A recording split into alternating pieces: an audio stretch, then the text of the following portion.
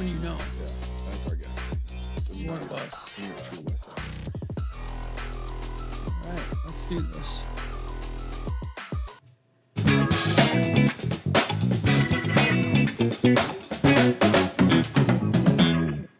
Good evening, everybody. This is Season 6, Episode 5 of the CatchMark SportsNet podcast, brought to you by Chris Wenk Real Estate of Coldwell Banker Woodland Schmidt. It's Monday, January 22nd, 2024. I'm Scott DeCamp, host of this podcast. And yesterday we had on University of Michigan national champion Noah Stewart of North Muskegon. He's actually hitting the portal, but he was there for 4 years as a reserve lineman.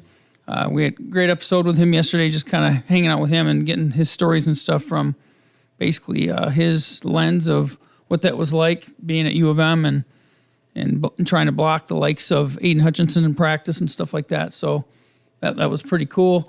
Hours later, the Detroit Lions knocked off the Tampa Bay Bucks, punched their ticket to the NFC title game this coming Sunday against the 49ers. Speaking of the NFC title game and tickets, I'm fortunate enough to have one. Yes, I'm going to brag about that. I'm heading to California Saturday. So, not for work, but for pleasure. My dad and my brother are pretty aggressive with this stuff. They want to do everything and go everywhere. More so my brother. My dad just goes along, and then I go along. But they, as soon as that game ended, they were looking for tickets, hotels, flights, and we booked it without even me asking if I could have the next Monday off. And my bosses were nice enough to do that. So that's where I'm going. But, pretty cool. And one of our guests tonight is sporting the Lions hat. But I want to welcome back to the podcast veterans. Brian Beebe, welcome. Thank you. Brian. Cody Kater, Yes, thanks for having me. sporting that Lions hat. Go Lions. And then Tate Stine, wearing his CatchMark stuff. You don't even have to do that, Still man. rocking the gear. Yeah. I know you're a college student. They don't. MCC's not giving you the swag or what? No NIL money. No. I don't know how I'm not getting that at Jayhawk Central. CatchMark can't join into that NIL stuff? I mean, what are we doing here? We should. We'd be able to give them maybe like a dime a week, maybe. That'd be good enough, Start somewhere. It's more than you got for being on the podcast. Yeah, exactly. Start somewhere. Coach Gifford's got a closet of stuff, Tate. Like, he can't get you one hoodie. Well, he gave me 2 T-shirts from 1990, but Those are collector's items, those though. are collected. You needed to hang on to those. That's right. So how you boys doing overall? How are things going? Things are going well. We're in the off season. I coached 8th grade basketball right after football season. So that was a learning moment. I never coached that level before, but just within that, it kept me pretty busy. So now I'm in the off season. I'm home a little bit more, kind of relaxing and trying to, build a staff and get ready for the next season. Cody, I coached Who are you? 7th grade 2 years ago at Whitehall. I'd never coached middle school basketball before. And I had in a college or high school practice, like football practice, you build easier, you stratify it where it goes easier to harder, old stuff to new stuff.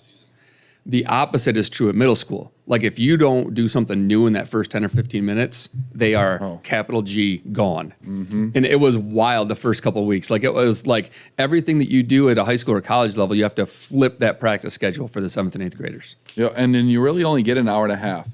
Like we had 2-hour practices, and you really only get an hour and a half. I mean, there was probably 2 practices where we got through everything in an hour and a half, and I had to stop, give high fives and hugs, and said, this is usually when things fall off. All right, so I'm going to let you guys know right now, we are going to start playing basketball. Can we figure this out and kind of work together? The things that we're not so good at. But no, that was a eye-opening experience for me. Like, basketball has changed a lot, or I am, just within 3 years or 2 years. You haven't changed. The game has changed. Yeah, I don't know, man. I haven't changed much, and maybe that's the problem. Jumping back into the 8th grade boys basketball realm, but I had nothing to reference. Just not coaching that age level at that long, or for that amount of time, or being around those types of kids. But man, I think we went 7-5. And I thought I did an elite job. The parents, they thought at times, but the kids probably did not. But relationships were created. But no, that is a different type of experience for sure. So Tate, sophomore guard at Muskegon Community College.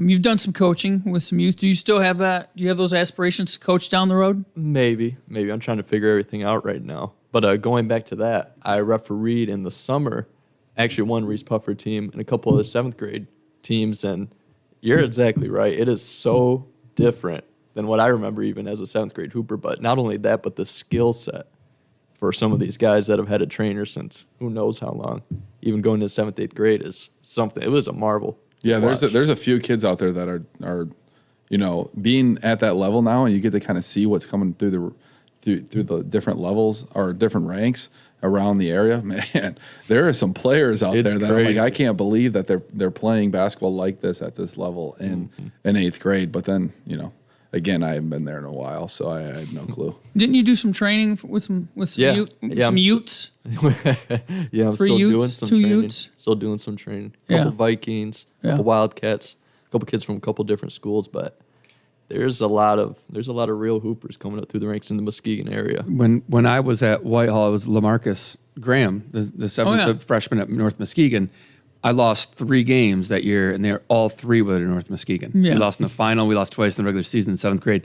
And as a 7th grader, he was so far ahead of almost every other 7th grader in that league, and he's doing great as a freshman right off the jump for Chuck. And he was he's a senior now. It's crazy. Yeah, I'm sorry, not LaMarcus. Who's the freshman that's at North Muskegon? Dugner. Adam Dugner. He's a sophomore now. Yeah, Dugner. Sophomore. You can tell he's played a lot of ball. He was physically dominant in middle school. And like I had kids that were at Whitehall, kids were pretty athletic, and like he was just 3 levels ahead of those kids, like physicality wise, ready to play. And it was just like you'd see a kid look at him like, I can't do that. Right. They're starting to recognize right away. Yeah. Right. No, I definitely get it.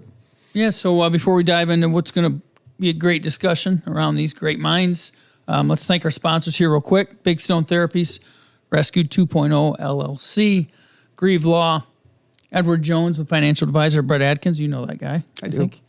Coldwell Banker Woodland Schmidt with David Dusenberry, Farm Bureau Insurance, the Kenny Agency, 5-Star Real Estate Leaders with Matt Parker. Don't say anything. We know how Matt is. No, I'm just kidding. He's an all right guy. He means well. It's just Matt. Everyone that knows him will know what we're saying here.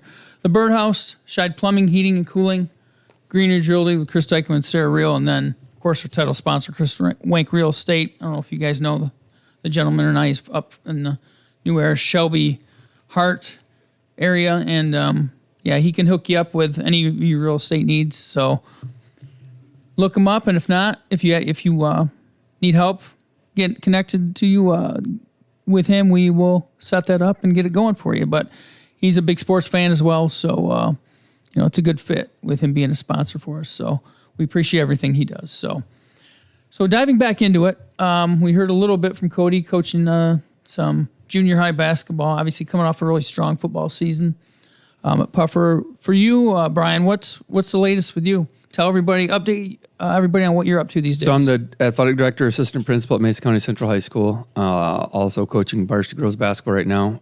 We are 7-2 overall. Had a tough loss Saturday to a very good Gaylord team, Big North School, twice our size. We had a 4th quarter lead, didn't make it happen, but those games and playing Glen Lake, the game before defending Division IV state champ, those are great games to get back into conference and kind of draw on some lessons learned to play some of the Rivers foes that know our roster inside and out, and we can try to hopefully build off of what we did.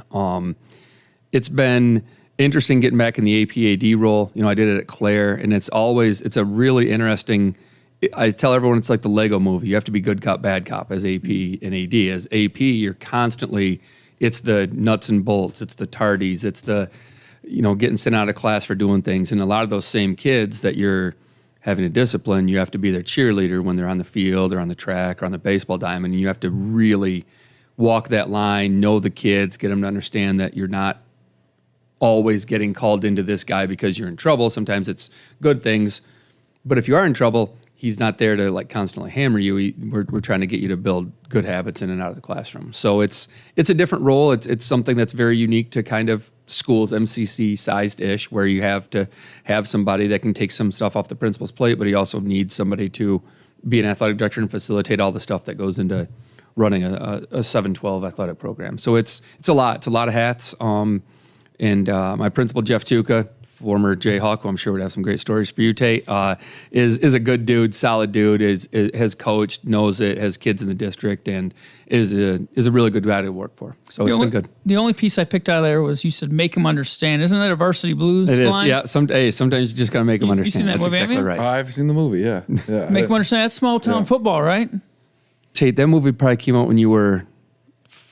That movie came out, wasn't it? I just saw it. It's 24 years old. I was going to say 24, 29. It was. I think it's 98. 20. Yeah, it came out 29 years ago, Tate. So that was. That wasn't even a thought. That's hurtful. That's true, and true at the same time. That's true. Yeah, that's true. And you're not old enough to watch that movie yet, so don't watch that movie. Right. Okay. Right. No, yeah. So you, Cody, obviously coaching junior high, but that's got to be a great avenue for you, maybe to meet some of the future Rockets and stuff. How do you think that might work out for you? Yeah, absolutely. I think we need to get down there. I mean, the Reeths-Puffer is such a large school district, so we get a lot of, a lot of difficulty, trying to get in front of everybody. Lifestyles change or are different in different pockets of that school or of our school district. So, I think that's the biggest piece is just trying to create those relationships at a younger age, and then also try to make sure that they understand, I guess our compass and where we're trying to get to. So I think that's our biggest piece going forward too, is trying to get a lot of our other coaches and coaching staff at that younger age and trying to lift them up. So we've got a lot of people doing a lot of good things around there. But I would say, it was difficult, and it's right after our season, but like 7 of those 12 kids play football.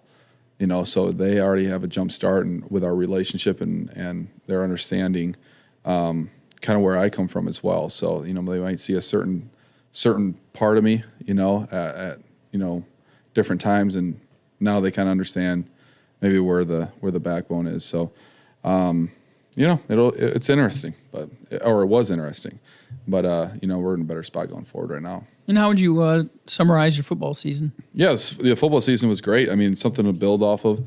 We're obviously not in this business for being result oriented. So, the experiences that were given to us to be able to provide that opportunity for these kids to be able to create some character is everything that we're looking for. But we're looking to take the next step, while building this program. Make it a little bit more competitive.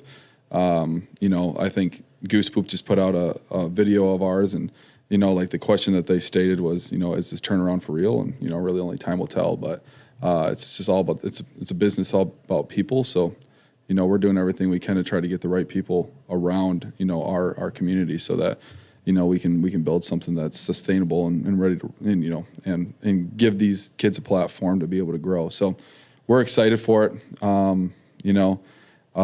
For the future, and we're in this weird time of January, February, March, where it's just a lot of coach clinic talk, and this is what we do, and this is what I did, and those kinds of things, and we just got to kind of work through the weeds and making sure that we're finding the right things that are going to propel us forward.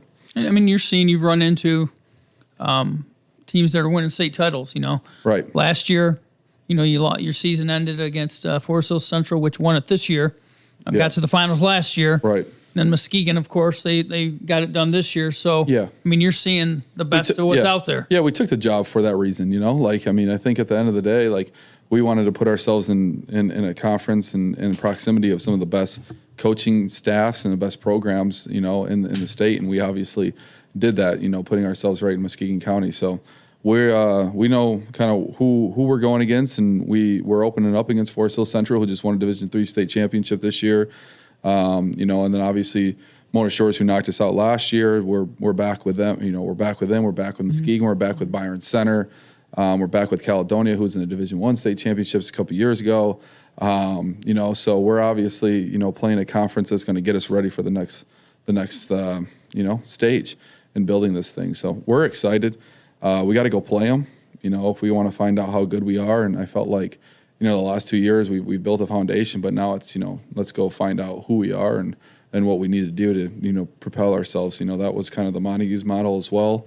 As we were getting pretty good there, we were trying to find people to go play, so that would get us ready to, make our season as long as we can. So that's the that's the opportunity. I mean, just like going to see Glen Lake, going to see Gaylord, at the basketball level, the football level, we're doing the same thing. So, I mean, I don't know how it'll turn out or anything along those lines, but, result-wise, but it gets you prepared and it gets you ready and it gets you in the right conversations, going forward. Well, and ultimately, you want your kids to be able to want that mentality too, right? Like that's what I inherited.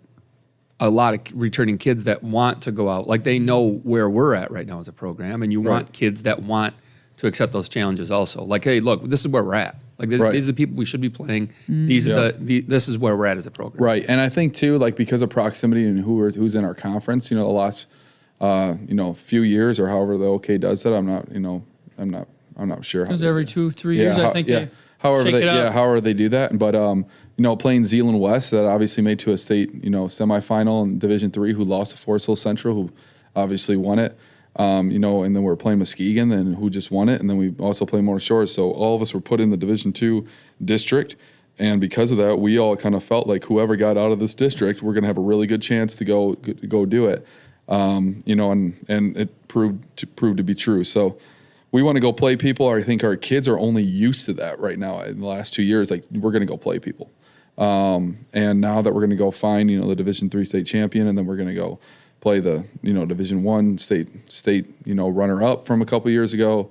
And then we got Spring Lake too, who's, Cody's doing a great job down there. So, I mean, it's, they got Byron Center, and then you got Forest Hills Northern and Union and Muskegon and Mona Shores and, and Forest Hills Eastern. So, I mean, we've got. Sure, you don't want to just coach junior high basketball? Yeah, right. I mean, that's why I am coaching, junior high basketball, so we can get ready to roll. So, I'm excited about it, and I think our community is kind of hungry for it as well. But as a staff, I mean, it's been a sprint the last couple of years, and we're going to continue to kind of live in that world. So, we're ready to roll and prove ourselves, and that's the only thing that we want. We want to be known as the group that earned it. I don't want to be.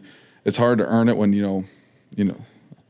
let's just stay away from that. But I think the biggest thing too, though, is just like we want to be known as the people who paid the price to be able to have the feelings that we have, and we don't want to look like we're entitled and come across as entitled, because that's what this program is not, and that the community is not as well. So I mean, those are the things that we want a little bit of respect, and to be able to do that, you got to go prove it though. So that's where we're at. So yeah, you're taking on the big challenge, and so is Tate. You're a sophomore, like we said, at Community.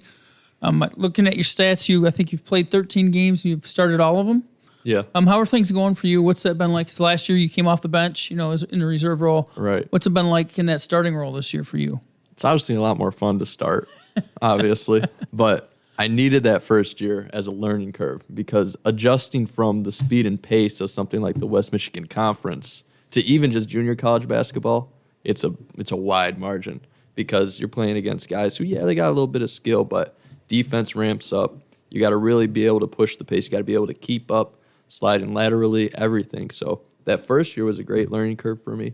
And going into that second year, being able to start, it's honestly been a great learning experience. I've been able to have a good coach like Coach Gifford leading me through the way and helping me learn some things. And maybe after this, I'll go into something coaching, which is I'm happy to be able to talk to two coaches like these guys. You're in good company. Be able to learn from them and Me a couple excluded. other guys. No, but that's not my thing. it's been fun. These guys know what they're doing when it comes to that. So you have to have some good Eugene stories. I know this guy does. I know Beebe does. But I want to hear one of his. I want to hear if he's got. So he's Mr. Gifford to me. Okay, he was actually. I should show some respect. Put some respect on that name too. He was both. He taught both of us in high school. He was Ravenna. He taught at Ravenna when he started coaching at MCC, and he. Mr. Gifford, I'm sorry in advance for this story. This is a great story. So, Tate, long before we had DVD players, we had these things called VCRs. Okay, VCRs were this really bad way to get film. You used to have to stack two of them on top of each other to record a game. Okay, Mr. Gifford, and Scott is laughing because he knows this, would have this stack of VCRs in the corner of his classroom and would just have a constant cycle of just recording one game onto another on the TV stand. When you would wheel it in, we wouldn't watch films on like the Saharan, the differences in rainforest, it would constantly be an MCC versus Grand Rapids game, nice or grainy an picture. MCC versus Lake Michigan College game in the corner. So Tate, that's where I was watching those games in the corner. You obviously know Amy Hulka. Of course. Teaches at Montague. Of course. Well, she was in our class. She wasn't in that class to learn. She was in to break down stats and to do all Mr. Gifford's work for him, for MCC. Of course. The good old days, man. Oh man, I'll tell you what. I tell I've said this before in this podcast. Probably we're both, and I'm sure Cody knows this. I'm sure it's the same way. We were so lucky to have the high school experience that we had. Like Mr. Gifford was phenomenal. He's awesome. He still is. He's a phenomenal guy. I'm lucky to call him a mentor. Like he's a great dude. But man, in 1991 to be able to do that, like if I could do those things right now in 2024, man, Cody, could you imagine just having a kid in the corner, like breaking down film? Hey, I need all my stats. stats. Like, if you could just stat out the next 3 games for me, that'd be great. And what an edge too. I mean, like back in the day, like not to get deep into this, but back in the day, like having someone videotape or use a camera to videotape it, to be able to break it down, to be able to turn around, like that was such an edge. Like I remember talking with Noel Dean when I was down there. He when he first started, he would have people everywhere at every single game videotaping, because he knew that was his edge. Like that, if he could pay people to get to those games. I mean, nowadays, us coaches, like I don't know what to do if I don't have the iPad on the sideline. You know what I mean? Like to be able to review a game or a play. So it's just like thinking about back then. Like, I'm not going to trade tape with you. Like I was there. I saw you play. And video. And I'm going to break it down, and I'm going to break last week's game down too. And over and over and over, we're going to have tendencies, so it's just like that, him doing that in PE class and having someone to break it down. I mean, I bet you there was others, some others that were doing that, but I bet you he was a few, at that time, at that level. And I genuinely, like, it was history. I liked history. Like he was great at teaching it. He was great at relating to kids. Like everyone in his room, it didn't matter if you're an athlete or not. That's what good coaches are too. Like everyone in his room loved his class because it was a great atmosphere. You knew who he was. He was genuine. He was authentic. He let you work in groups. He let you work in groups a lot. And then if you got rowdy, hey, these groups of 5 are going to become groups of 3 if you guys don't shut up. That's correct. That's 100% correct. Mr. Gifford also has one of my all-time favorite coaching lines that I use all the time. All the time. I heard him say it all, because I used to do the games on TV9 when I worked at the Chronicle. It was awesome. Like it was great to do those games. I saw a lot of basketball really early on, a lot of good basketball, because as you said, Tate, people don't understand how good a level that basketball is. You just don't until boys and girls, men's and women's side, they're both really good levels of basketball. I heard him say once really early, and he probably doesn't remember saying, like there was a terrible call against his team, and it went the other way, and then like 2 possessions later, same kid got a second reach-in foul. And I heard him say to the ref, I'm not going to say anything to you because I don't say anything to refs until we get to 10 points because I have bigger worries. But when we get to 10, I'm going to talk to you about that call. And I'll never forget. It was really early on. And I've used that line so many times. Like, hey, until we get to 10, we got a lot bigger things to worry about than that call, kids. Okay. So something like that happened the other week. We were at St. Clair, and Coach Gifford, he likes to pick and choose which refs he talks to. He does. That's he correct. To pick and choose. He seems to think that he knows which one he can talk to and which one he can't. Every once in a while, he gets one a little wrong. And we were at St. Clair. And we were getting whooped on a little bit, just a little bit. But there was a couple interesting calls over on our end when we were on defense. And Coach Gifford was starting to get a little upset, and he was starting to get a little chippy. And finally, after we looked up at the scoreboard, it was probably 8-2 on the fouls. And the dude comes over, and he's trying to explain to Gifford, but Gifford won't even let him talk. And he goes, no. He goes, whatever. And then the other guy comes around as that guy leaves. And he turns to this guy and he goes, I see why he's not reffing in the G League anymore.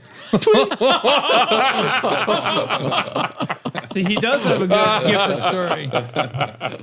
Man. Teed him up right there. See, that's clean, though. He didn't no F-bombs or anything like that? No. He keeps it sweet and simple, but he doesn't usually get teed up. That's not a common thing for Gifford. No, I would agree with that. He always knew all those years where I watched him MCC where the line was with, like he gets after it for sure. But yeah, That's a great story. I know I've told this joke before. It was his joke, actually. He'd always tell us in class at Ravenna, he goes, come to the game, I'll leave your tickets at the door. Games are free at MCC. One of his other favorite sayings, I never call a foul in practice. I'm not going to call a foul in practice, but one time I got thrown into the wall. And I didn't even say anything. I just got up kind of stretching out the shoulder a little bit. He just turns to me. I didn't even say a word. I was just rubbing the elbow, and he goes, Tate, girls practice at 5.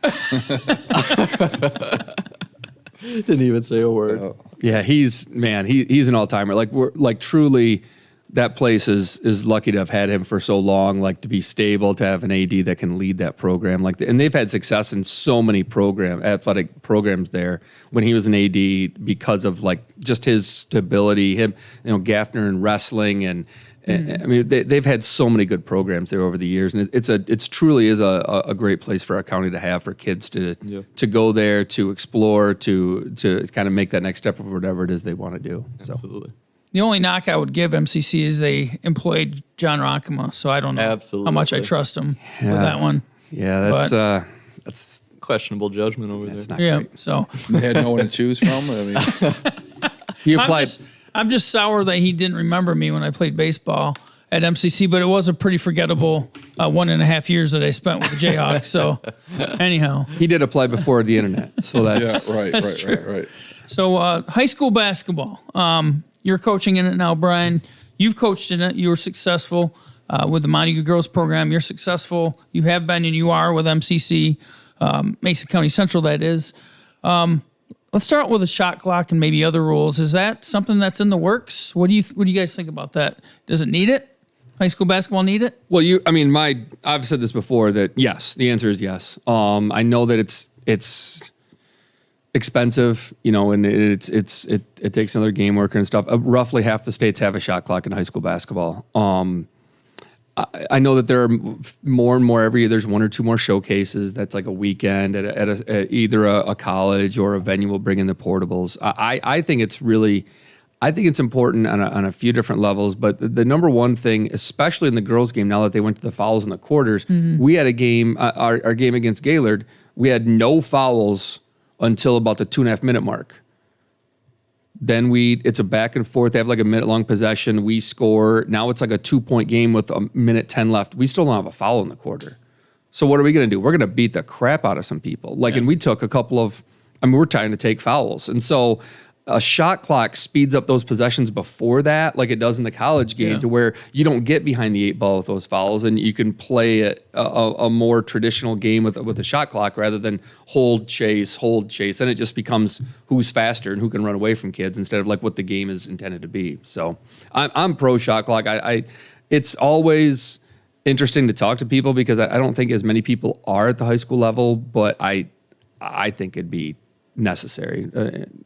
Just for, like I said, just to keep sanctity of the game, not just to prepare kids for the college game, but like it's one of the rules. There aren't many other sports, but that's a pretty major rule that just doesn't exist at the high school level compared to the college level. So, what are your thoughts on it, Cody? Yeah, I was down in Georgia and they had the shot clock. So you got to see the pace change a little bit, and you got to see sets change a little bit. It was closer to the college level. But yeah, just exactly what he's talking about. I think the point of that is the sanity of the game, of why you're playing the game for what and the objective of the game. And I think without the shot clock, you're missing some things, and some of these different levels like throughout the state, and then how they play the game, with the girls or boys game. So I think it would be good. I haven't paid much attention though. So his breakdown of it seems to be a little bit more clear, but I think that piece of it just seemed to make a little bit more sense with the pace down in Georgia as you're watching those guys figure out how to play the game through it. It was just a different game than it was up here, at the girls level and the boys level. Well, Tate's going through that now. You've experienced that going from Michigan high school, no shot clock, to playing at the JUCO level, even which has that shot clock. What kind of an adjustment is that to go from not having one to having one? It's really not that big of adjustment because we don't have to do like a 24-second shot clock. I'm pretty sure it's 30, and then it resets to 20 if you get an offensive rebound. So the 30 seconds doesn't really affect you in college, especially because the pace is faster. It definitely affect a few West Michigan Conference teams, maybe namely one like Shelby running the flex. They seem to really stretch out that possession, but I'd find it very interesting to see how that shot clock would change it, but I just wonder what number they would choose. Most states, I think, is 35-40. Really? I don't know what Georgia was, but I think most states are 35-40 or 40-45. And it's not necessarily punitive, but I think it, especially in the girls' game, would really emphasize, hey, we got to get more skilled. Posts and guards, we got to handle the ball. We've got to get it up the floor. We've got to run through offense and not reward the chuck and chase teams where you just throw it at the rim and go get it and bring it back out. And I think that there's a skill element that gets lost sometimes if you can kind of hold, stare, screen. True. So sometimes those possessions really get stretched out, and it seems they're looking for that perfect shot, and that shot clock would kind of eliminate some of that. Yeah, I mean, I think the first time I noticed it was probably the first game I was there, and then it was, there was a team that ran it down all the way to the zero twice and had a turnover, and it was just like I've never seen that at a high school level, growing up here. So I mean, it was noticeable enough that like I think, especially in year one, you would get a little bit more, I guess just traction over it because there would be so much failure, with possessions, and then I think the game would, alter a little bit. But Yeah. And I think another part of that, Tate, that you just said is, I think as a coaching staff, then you can really emphasize, instead of looking for Rick's a stud. I mean, they do what they do, and he maximizes what he has every single year. But then I think especially in the girls' game, you can get to hey, look, when we're playing man, we're running blank, we're looking for blank. And it doesn't have to be like, oh, she wasn't open, now we're going to back it out, now we're going to get it back in. And then you're just, I think that a shot clock would at least get a little bit of sense of urgency of, okay, like if we don't get this, then we got to do blank. What's our secondary? What's our transition? And in that way you do, not that everything has to prepare kids for college, but that does eventually prepare the kids who have a college. Hey, look, what's a dead clock? What's a 12-second? What's our screen roll? What's our floppy? What's our move when it's a dead clock? And what are we doing? And you have no emphasis. Like I don't have to do that at the high school level. Like, and I have a pretty good girls team, and it's just, hey, bring it back out. Let's set up this. And right. There's not like a play clock in high school football. Like, hey, it's like 10, 12, like we got to get to the line. We got to run this play. There's that sense of urgency that happens, and it's just not there in the high school game sometimes in the basketball. Yeah, and you want to see them play basketball. You want to see skill. You want to see a show. Like when you go there, you don't want to just see a team win, 18-15, right? Because the one team held on to it for. I mean, maybe you do. Now that I'm a fan as a coach, you're like, yeah, but I want that strategy just in case I have to, But as a fan now, you're like, come on, I want to go see something. Right. So you as an AD, Brian, what are the any other rules changes? Any other things through the MHSA? Anything else on the horizon? I'm glad that we're getting toward. I'm glad that we've rewarded the top two with buys.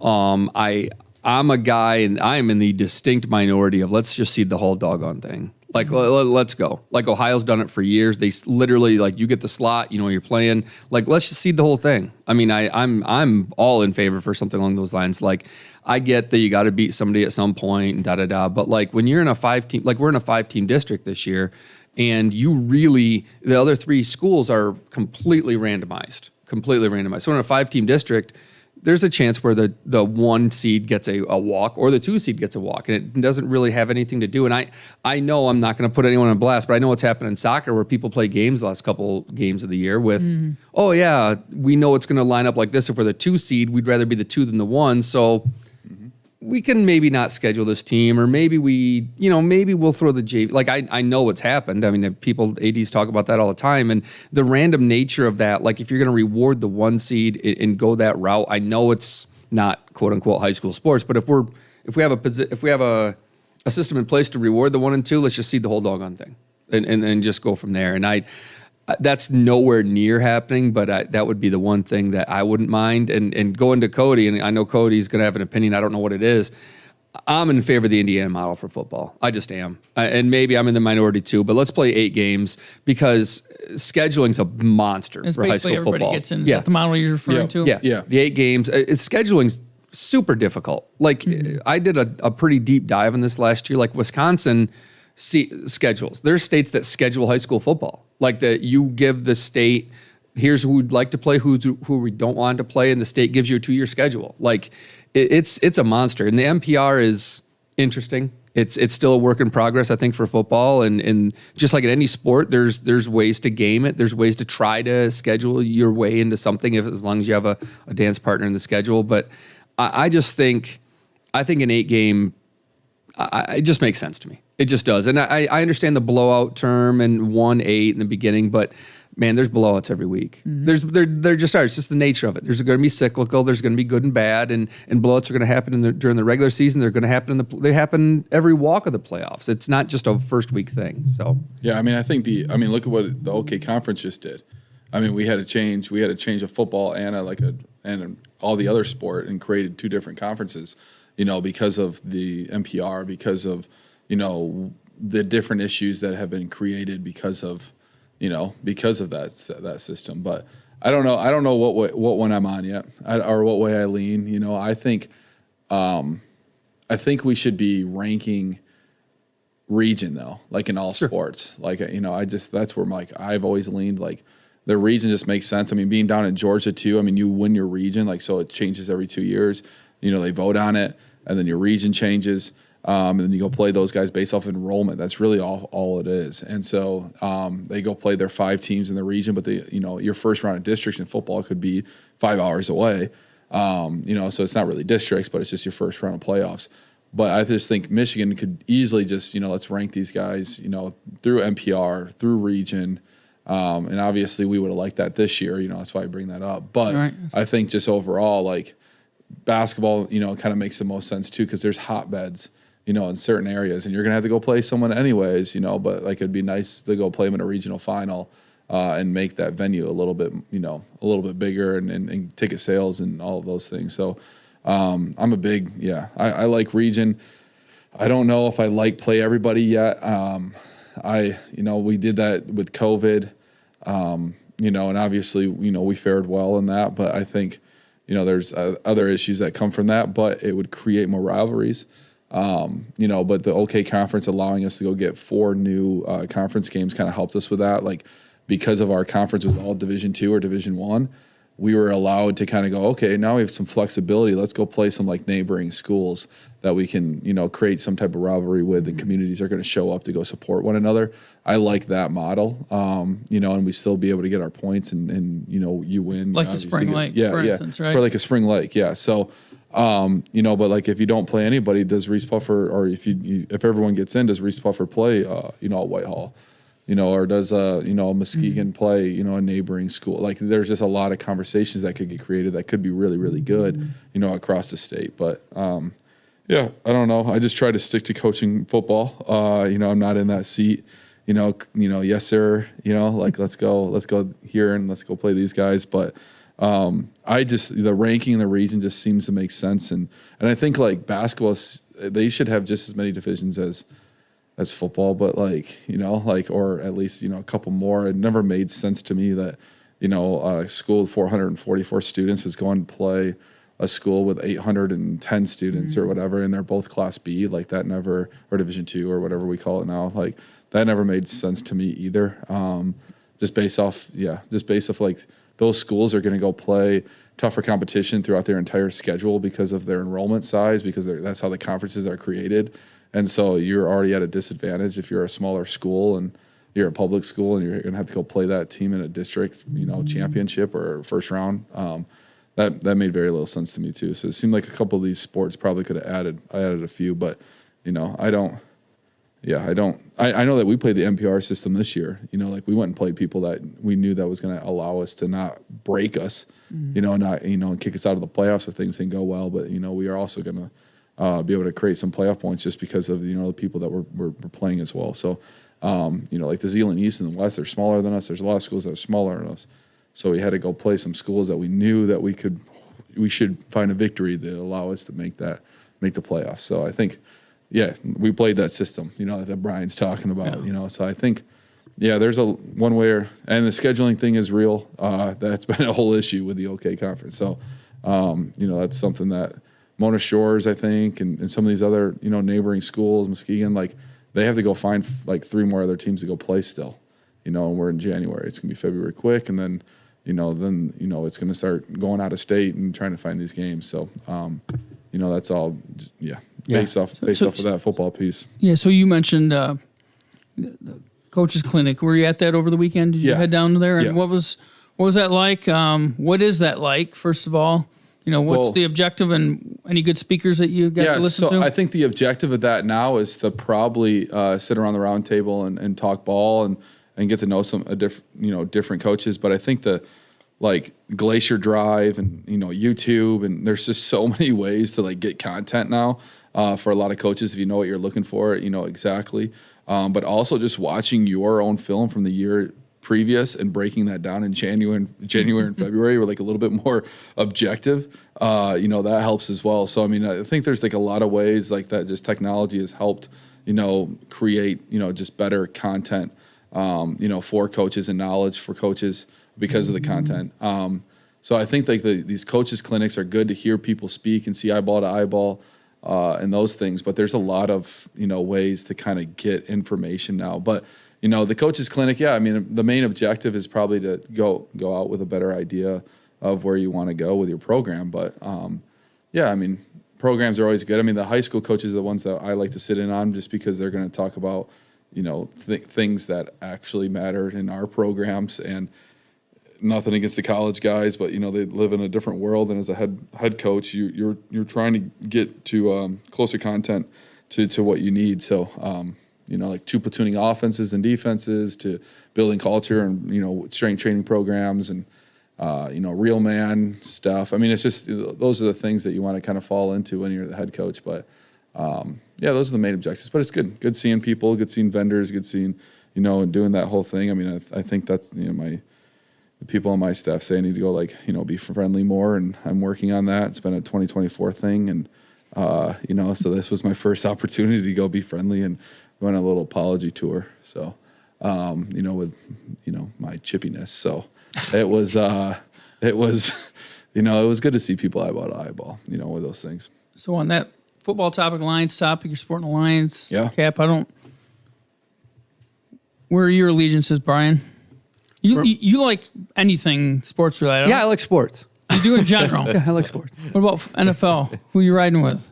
Ever since, obviously... I know who Tate's riding with. It's not the Lions. Of course it's the Lions. No, Yeah, I'm rooting for I'm a Lions. Steelers fan, yes, but that's also my getaway from the Lions.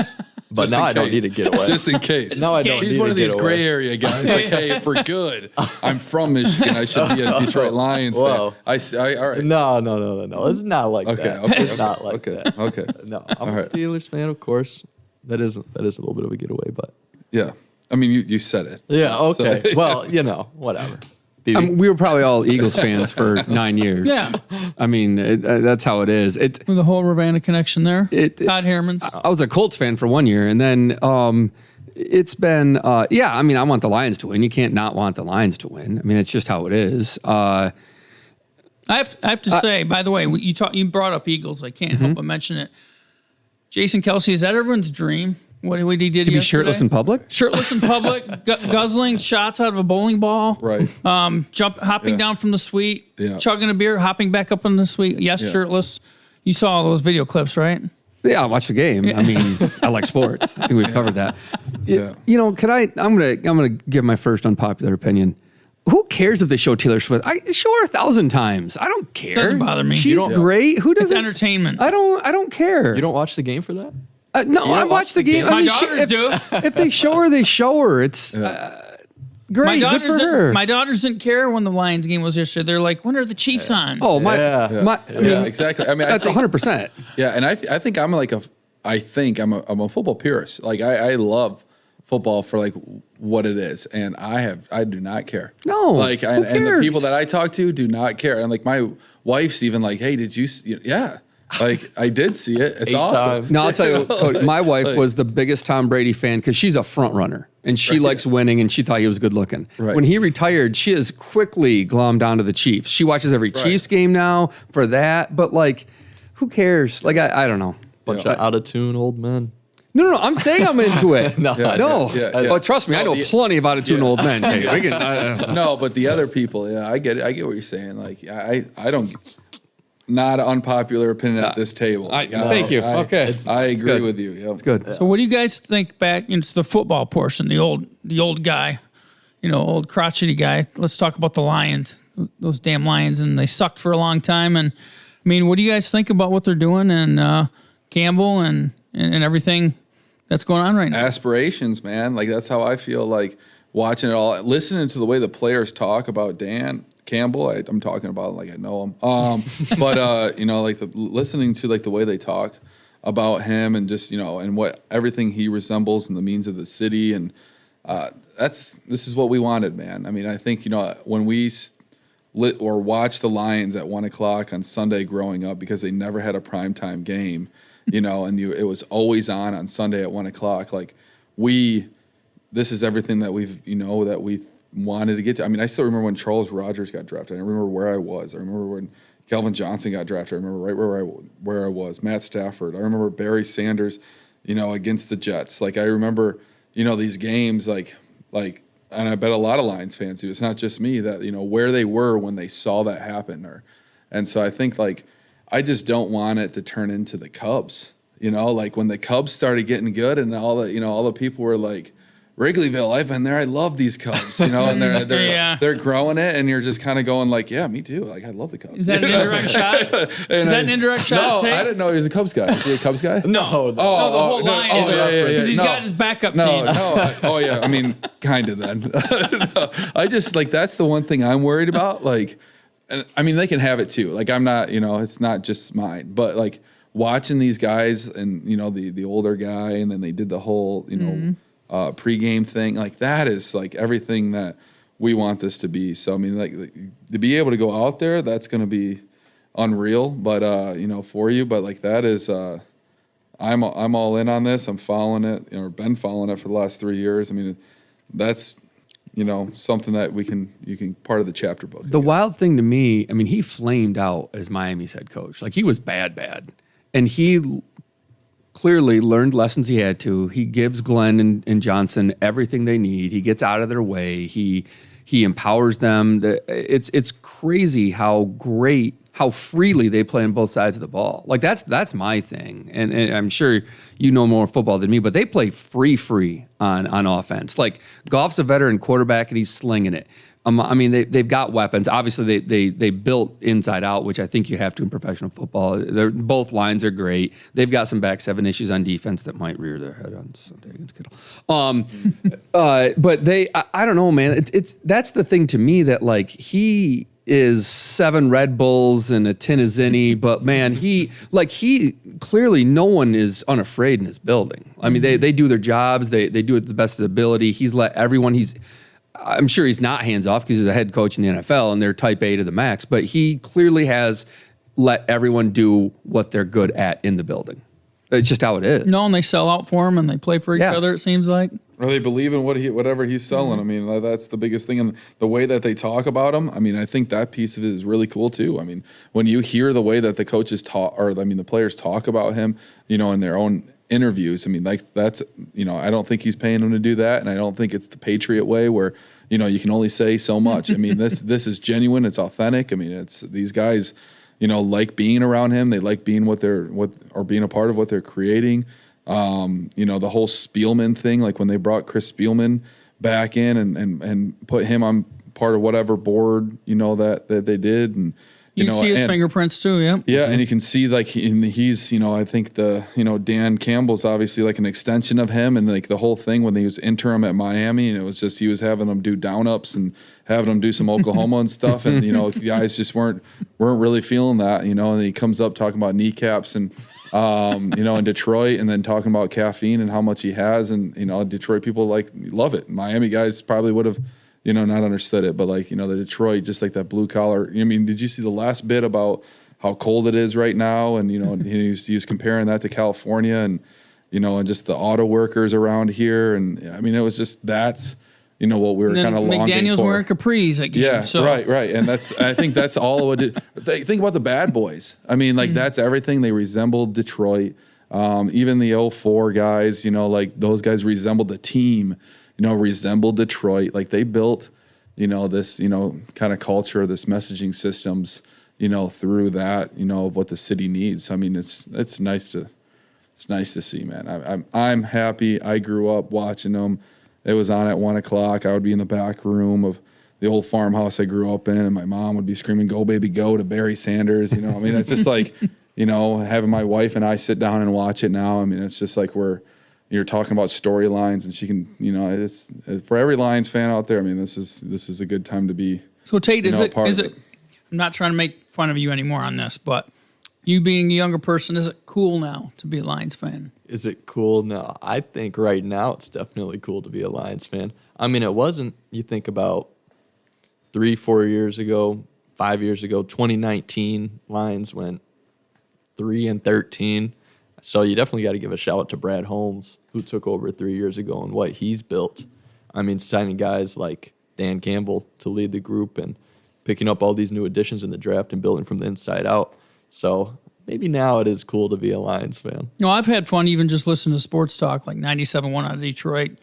Like I go to bed listening to that now. Yeah. Like I've got it listening to just because I love. I mean, just the games are great, but everything in between, everything around it is what I really look forward to. The Pat McAfee trying to show, soak man. it all in. I'm a big Pat McAfee show guy, and I love waiting around and on a Monday waiting to see what he's going to say about the brand new Lions. I can't. That's for every fan. I mean, I'm not a fan of a lot of things. I'm not. Yeah. Like Michigan State, I could, kind of care less. It's Pistons and Lions. I don't know much about baseball. Go Tigers. But, that piece of it is just like watching the Lions do what they're doing right now. I mean, and then the underdog. I was praying, to the football gods that the Packers did not win. I did Were you not. worried about I that did not matchup? want to have to deal with that. No, I just have to deal with the Super Bowl's right on the other side. We're going to go to the Super Bowl. I could not. I couldn't figure out. I couldn't put my brain around that. We're supposed to be the underdog. We're supposed to be on the road, and we're supposed to go do this thing. That's how this thing's written out. And some people think the NFL's written out. So that's Having said that about this matchup, what do you guys think about it with the Niners? Can going back to the Bad Boys thing? Yeah. The wild thing. Chuck Daly, his nickname was Daddy Rich. Like he wore like $5,000 suits, but that dude empowered people. His two assistants, Brennan Sir and Brendan Malone, ended up with NBA head jobs because of what they learned under him. And I think that's the one thing that Campbell and Daly did so well. Daly's roster was wild. I mean, Lane Beer was a bust in Cleveland. Isaiah was a first round. Dumars was from some no-name school. I mean, Vinnie Johnson was a shoot first guard, and Daly put these disparate parts. McNeese State, was he? He was, yeah. And they put these disparate parts together, and then they went out and got Dantley. Well, he was then they traded for Aguirre, and they kind of kept slowly building, but all these things were built by Daly and by a GM that had this common vision. And I think that is the through line with the Lions too. Like a guy, and Daly was a head coach before that, and had some experience and brought those experiences, and that really is an apt comparison that I was trying to make that and didn't do a good job this weekend. And I think it really is a good comparison. Like it's like a perfect snapshot of all these guys that did the right things with a great staff and all of a sudden just caught it. Yeah. And the NBA is a much easier league to be year over year good because when you have the best player, you generally win in basketball. It's just how it is. And that's not always the case in basketball and football. But it's going to be interesting to see what 2025 brings for them. Like, what does it look like? Can they keep it together to the seas of more with Pat Riley? I mean, cornerbacks, man. Well, back seven. Back seven. The NFC North's going to be a grind, too. Yes, yeah. Because Green Bay's youngest team in football. Yep. The Bears, I think, are on their way back up. The Vikings are going to hire Belichick. The Vikings are going to be right there. And Lions are pretty young as well. Yeah. I mean, they're going to... All of them. That's going to be a battle. Going forward. That is... it'll be exciting, man. It'll be exciting, leading up to it as well. So that's what we deserve, that, right? All right. Any other thoughts on anything? We're entitled to it. Any other thoughts on this? On anything else before we sign off? I mean, I got plenty of hot takes. I'm not ready to unleash all of them right now, I guess. We all know somebody that thinks the NFL is scripted. Can we just say that a $16 billion enterprise is not being written like Days of Our Lives? Can we all agree with that at this table also? Right. Tate, you look. Tate, you think it's scripted? No. Tate. No. Come on, don't be the young guy. Okay, no, okay. But I'm not going to peer pressure into something, Tate. Have you seen the thing about the Super Bowl logos and the colors? Oh my! I haven't done my own research. Is this true? Is this just within the last 3 or 4 Right, years, right. or is this Right. true going all the way back to the first one? So I don't know. I've never done my research, and that's what's wrong with a lot of Absolutely. people who are fans. Like they don't do their own research, and they see They see that one post. yeah, and they don't try to dive in for their own. Of course. Trying to find their own logic. But no, I don't think it's scripted. But if it is, come on, man. Let's go live. Let's go live. All right. Well, enjoy the games. I hope I will. Hopefully, I can bring back a victory. Although, yeah, please don't put it on me if it doesn't happen. I'm not out there playing. No. Have you been before? Did they win when you went in the fall? When I went to the one Lions game for that Lions Coach of the Week thing. They beat the Broncos that night, so they won then. They lost. Then they lost when we went to Soldier Field. So You were 1-1. Yeah. So 1-1. So I don't know. So you probably shouldn't go because that's a road game. All right. So All right. anyway, thanks for being on guys. We're going to thank our sponsors one last time. Big Stone Therapies, Rescue 2.0 LLC, Grieve Law, Edward Jones with Brett Atkins, Coldwell Banker, Woodland Schmidt with Dave Dusenberry, Farm Bureau Insurance with the Kenny Agency, 5-Star Real Estate Leaders with Matt Parker, The Birdhouse, Scheid Plumbing, Heating, and Cooling, Greener Jewelry, Chris Dykman, Sarah Real, and of course our title sponsor, Chris Wenk Real Estate of Coldwell Banker, Woodland Schmidt. This was Season 6, Episode 5 of the CatchMark SportsNet podcast. Thanks again, guys, for being on. Everyone, have a great week. Hopefully, I'll bring back a victory from Santa Clara. See ya.